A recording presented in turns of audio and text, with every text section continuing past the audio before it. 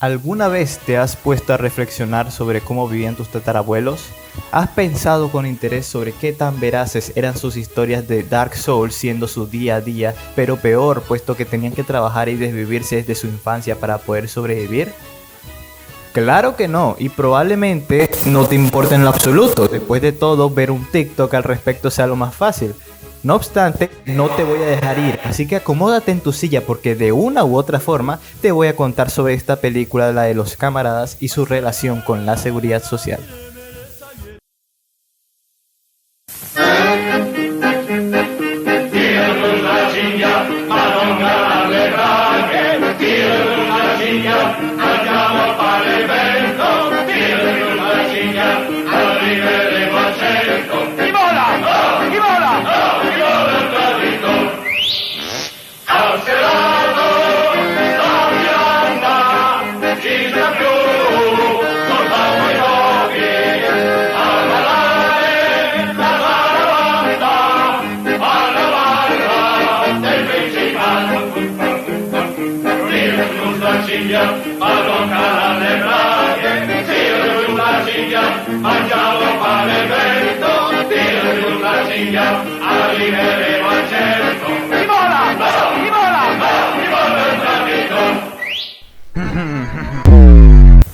Ay, perdón, no recordaba que tenía que enseñarte sobre la película.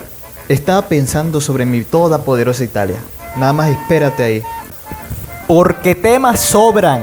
Película, Desarrollo, condiciones sociales, económicas, históricas, laborales, seguridad social. ¿Qué más querés vivir? Mucho texto. no tenemos mucho tiempo, así que vamos a contextualizarte. ¿Ves ese pedazo de ahí? Sí, ese pedazo rojo de ahí. Pues bien, ese mismo lugar que estabas viendo se llama Torino o Turín, prácticamente el lugar donde se desarrolla la película. Claro que este contexto importa demasiado para lo que sería el marco histórico de la película, porque pues Piamonte y Cerdeña fue el reino que se industrializó primero de la península itálica y que luego pues la unificó.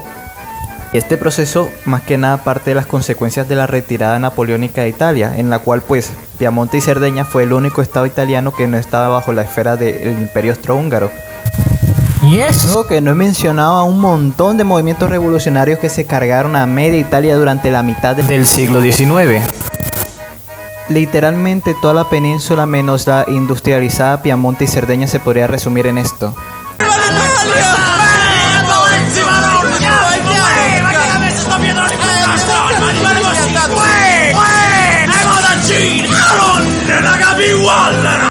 Y así de buenas y primeras se industrializó y liberalizó Italia.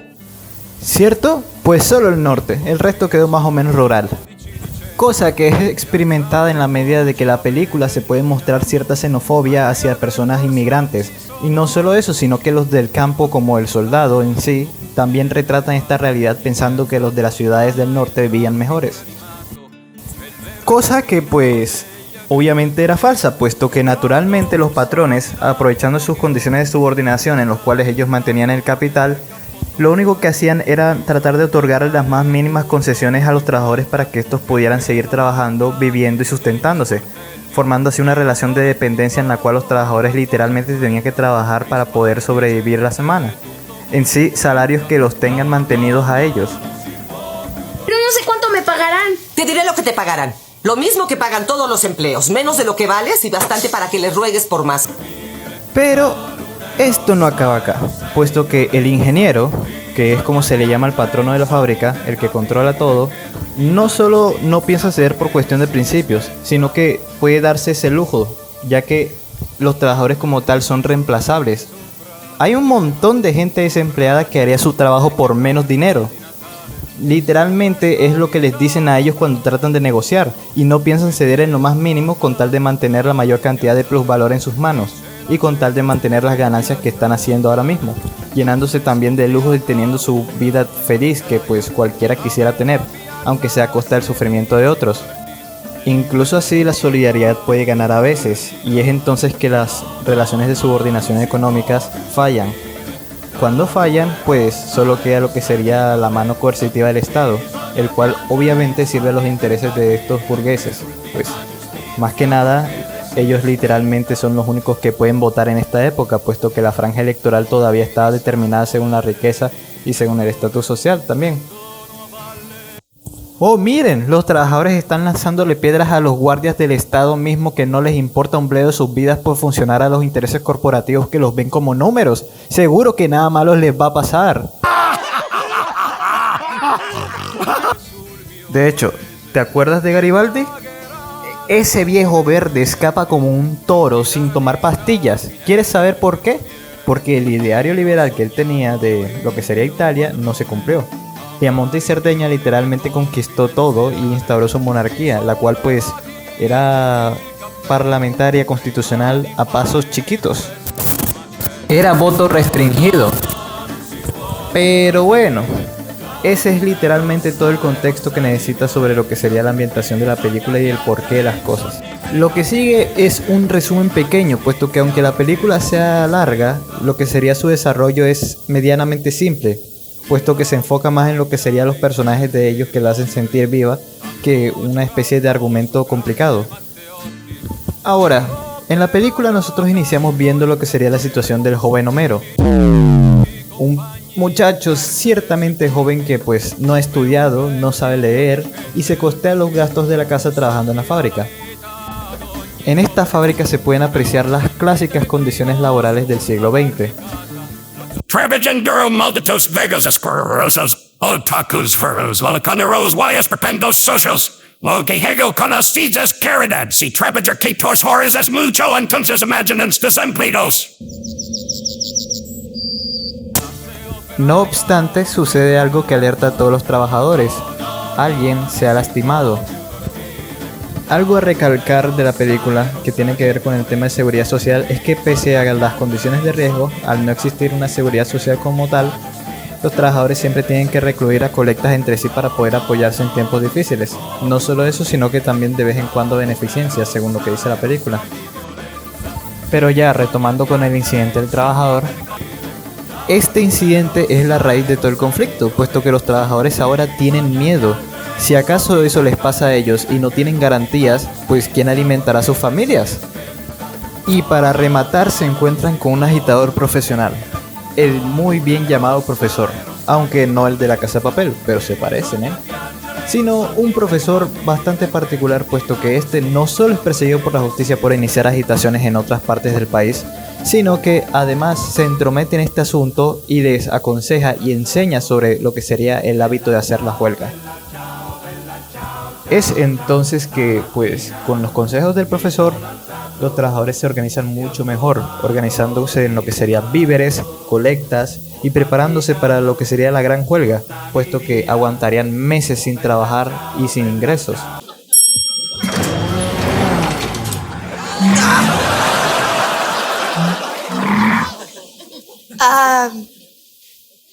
What you got there? It's a smoothie. Claro que ocurren ciertos pequeños incidentes, como Mustafa, el cual, pues, siendo un inmigrante desesperado, trata de alimentar a su familia del día a día y pues no puede permitirse en una huelga así. ¿Qué? ¿Estás desesperado? ¿Necesitas comer? Maybe you should try getting a job. Al final, cuando este Mustafa trata de ingresar a la fábrica para trabajar, lo que hacen los propietarios es maltratarlo, a lo cual él se defiende y luego llaman a la policía para arrestarlo. Ahora, el ingeniero, el patrón de la fábrica, les dice a sus subordinados que no piensa permitir esta huelga, que contraten gente de otros lugares o que no tenga empleo.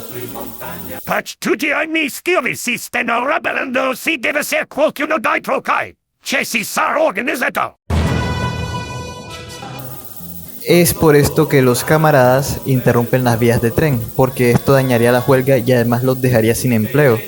Claro que pues estas personas están desesperadas y también quieren trabajar para poder mantener a sus familias, pero lo que hace el profesor es tratar de dialogar con ellos para que así pues se mantenga la misma lucha con solidaridad. Por supuesto que esto no funciona y desemboca en un conflicto y una confusión que terminan provocando una muerte, la de Pautazo. Yes! Oh my God! Yes!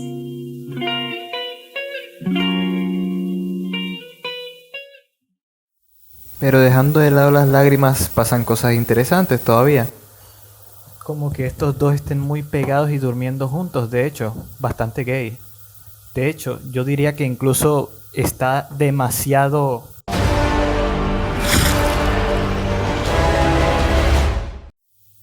Pero ya, retomando, los trabajadores como tal empiezan a perder confianza del profesor. Al profesor lo empiezan a perseguir la policía.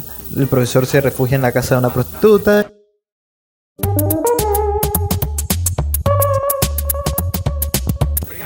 Anda, pero ¿qué fue eso? Se tomaron de la mano, alguien censúrelo. Pero siguiéndole, Homero, el pelado que vimos al principio, reprime a su hermano puesto que este no está estudiando bien. Y Homero quiere evitar que él tenga que vivir lo mismo que él. Quiere que consiga un título y que viva una vida decente.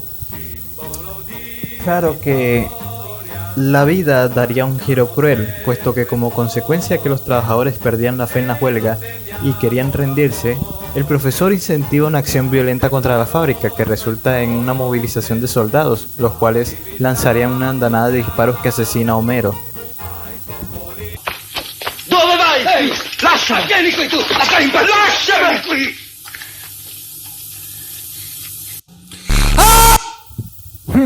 El muchacho no se levanta, no se mueve, no respira. ¿Qué será?